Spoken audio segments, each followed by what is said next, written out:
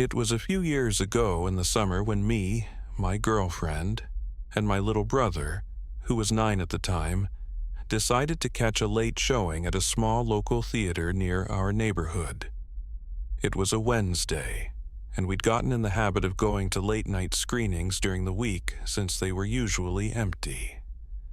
I didn't have class the next day, so it felt like the perfect plan. When we stepped into the theater, it looked completely empty at first, exactly how we liked it.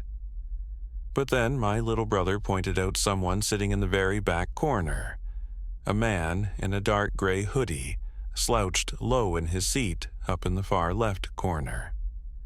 It was a little unsettling, but nothing alarming. Just one other person watching a horror movie alone. We took seats in the upper middle section, right behind a railing so we could put our feet up. Each of us left a seat between one another, just to spread out and get comfortable. I know, kind of weird to do that when you're with your girlfriend, but having my little brother there made it more of a chill night. I ended up being the one closest to the aisle, and closest to the man. Within a few minutes, the previews ended and the movie started. The lights dimmed, the room went dark except for the glow of the screen, and my little brother, being 9 and completely unaware of how sound carries, started crinkling candy wrappers super loudly. We told him to knock it off, of course, but it was right then, during one of those loud crinkles, that I thought I heard a noise, something distinct coming from up behind us. I waited a few seconds before casually glancing over my shoulder. That same man from the back corner had moved down a row. It struck me as odd, but not enough to react. People switch seats all the time. Maybe 5 more minutes passed, and I heard another sound behind us. I looked again, this time more intentionally. The guy had moved another row closer. I leaned toward my girlfriend and whispered with a laugh, "Don't look, but that dude keeps inching closer to the screen." She shrugged it off without even turning around. I told myself I'd only be concerned if he did it again. Not long after, I turned around again. Didn't hear anything this time, just acted on instinct. And sure enough, he was even closer. Not just a row closer, but now seated more toward the center, and only about 3 rows behind us. I nudged my girlfriend again, and this time she turned to look. When she faced me again, her expression had changed. She looked genuinely uneasy. She whispered, "Should we move?" I shook my head and said, "No, not yet." But by then, I couldn't focus on the movie anymore. Even facing forward, I felt his presence, like he was staring into the back of my head. I told myself, if he moved again, I was going to say something. Then I started second-guessing myself. Maybe he just wanted a better view, and I was overthinking it. Still, I turned again. This time, he was just 2 rows behind us, no longer on the end of the aisle, but almost directly behind us. His head was down, like he was staring at something in his lap. I had no clue what it was, and honestly, I didn't want to know. I opened my mouth, ready to say something, but I froze. I was only 16 and not exactly intimidating. I felt like a coward, but I stayed quiet. A few minutes later, my brother got up during a slower scene to use the bathroom. About a minute after he left, I glanced back, this time determined to confront the guy if he'd moved again. But he was gone. I whispered to my girlfriend, "He's not there anymore." She nodded and said, "Good." But something didn't sit right with me. My stomach dropped. I stood up without saying much and told her, "Stay here." Then I rushed out of the theater and into the hallway. I looked down the corridor, and that's when I saw him. The man in the gray hoodie slipping into the men's restroom at the far end of the hall. Panic set in instantly. I sprinted toward the bathroom, pushed the door open, and found him kneeling down, peeking underneath the stall doors. He turned and made eye contact with me, and at the same moment I heard my little brother calling my name from behind me. I turned around and saw him down the opposite end of the hall, waving. I ran to him and grabbed him without saying a word. We got my girlfriend, left the theater room, and went straight to the front desk. A teenager was working the ticket counter. We told him what happened, and he immediately called the police. He also pulled up the security footage, showing the man walking down the hallway toward the bathroom. The police arrived shortly after. We gave them our statements and they opened a report. But the man, he was never found. It's been a while now, and I still think about it. I try not to dwell on the what-ifs, but I can't help it. If my brother had gone into that bathroom, I don't even want to finish that thought. All I know is I'm beyond thankful he chose a different one.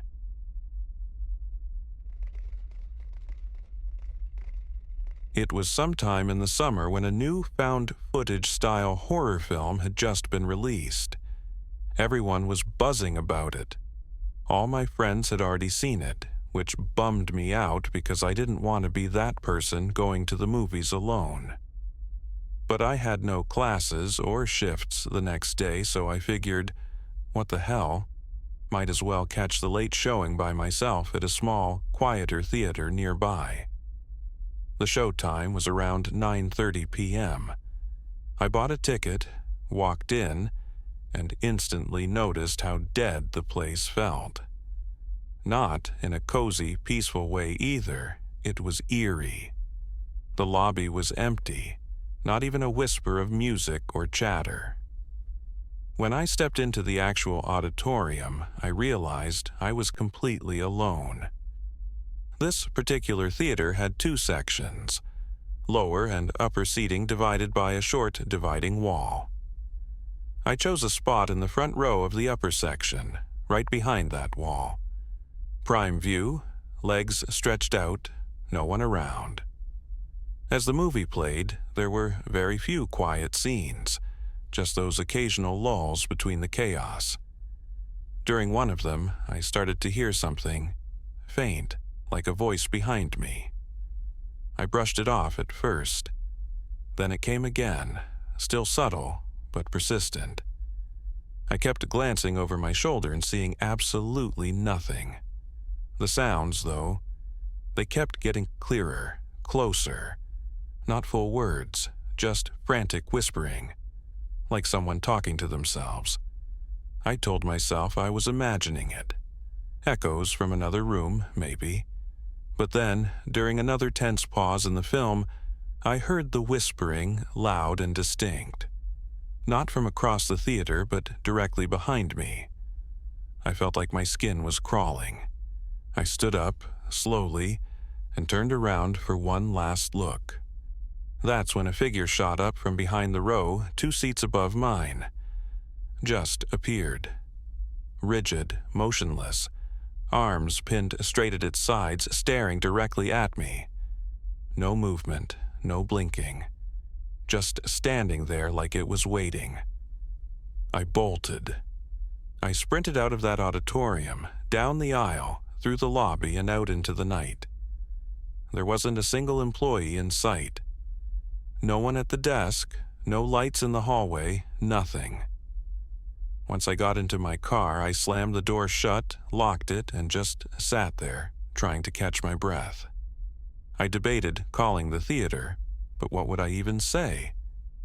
Hey, someone appeared from nowhere and scared the hell out of me? I did call, though. No one picked up. I didn't bother following up the next day, never went back. And to this day, I still can't explain what I saw. Maybe it was a prank. Maybe someone was hiding there the whole time. but all I know is that figure didn't move an inch, and that's what scared me the most. One of my first jobs was working concessions and floor duty at a small movie theater just off the highway. I was 16, and it was summer. The hours were long, but the job was decent enough for a teenager. Most nights were uneventful, popcorn spills, chatty customers, the usual. But one night still sticks with me, even years later. It was a Monday, and the theater was unusually slow. Just 2 screenings were wrapping up by 11 p.m., a little earlier than normal. Aside from me, the only other person working was Lisa, who managed the concession stand. As she finished up, she shouted over to me to start sweeping the lobby. She said she'd be stepping out for a bit to run an errand and would be back before closing. So, I got to work, pushing a broom across the carpeted stairs near the entrance. Once I finished, I plopped down next to the ticket podium, flipping open my old phone to play a dumb puzzle game and kill time. Being alone at that hour always put me a little on edge. The place could get too quiet, the kind of quiet that makes every little creak sound suspicious. Then the front entrance pulled open, hard. I froze and looked toward the lobby archway, which partially blocked the front doors. I expected Lisa back early. Instead, a man stepped into view. He looked to be in his 50s, wearing a long brown jacket that had definitely seen better days. His expression was intense. His eyes locked onto me immediately. I stood and told him we were closing up, and he couldn't be here. He didn't flinch, just stared for a moment and then muttered, "Is Lisa around?" I told him no, she wasn't. Without waiting for a response, he said, "I'm just gonna sit over there for a bit," and wandered toward one of the lobby benches. My heart started thudding. Something about the way he said it, and the way he looked at me, made me uncomfortable. But I was non-confrontational, so I just sat back down and pretended to be glued to my phone. I started typing out a text to Lisa, trying to explain there was some guy here asking about her. Old phones were slow, though, and the message took forever to send. When I looked up again, he was still watching me, just sitting there, staring. I tried to break the tension by moving to a bench on the far side of the lobby, one that blocked me from his view. I figured if I couldn't see him, I could calm down. But within minutes, I realized the opposite was true.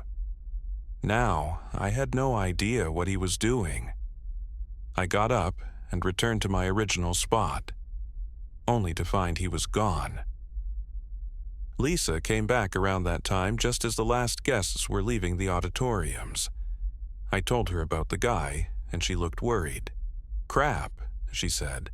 "I must have forgotten to lock the front door." With most of the cleanup done, she asked me to bring the mop, broom, and bucket down to the supply storage. It was through a heavy door in the back hallway, down a flight of concrete steps past the furnace and cleaning supplies. I grabbed the gear and opened the door. The stairwell was dim, lit by just one buzzing light overhead. As I walked down, I stopped cold. Tucked behind one of the large heating units, I could clearly see an arm, just an arm, like someone was trying to hide but failed. It was him. I didn't react. I didn't say anything. I just turned around, climbed back up the stairs calmly, and locked the door behind me. Then I ran to Lisa. She pulled up the security feed on the lobby cameras. It showed the man walking out of the building earlier. Lisa looked confused and whispered, "That's my ex." My stomach dropped. Everything clicked all at once. I told her he was still in the building, hiding in the storage room.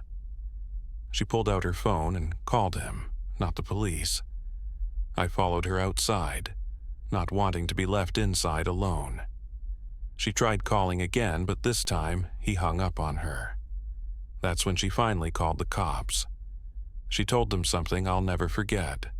Her ex-husband had apparently gotten involved with someone dangerous, and he had reason to believe this guy was coming after her.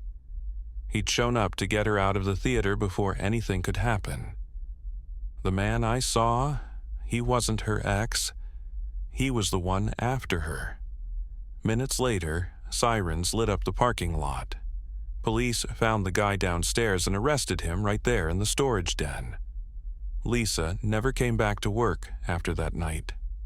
No explanation, no goodbye, no answers, just vanished. I never saw her again, or her ex, or that man in the brown coat. For a while after that, I was treated like a bit of a legend among the other staff. But deep down, all I felt was lucky. Because if I'd gone back down there, I don't know if I would have come back up.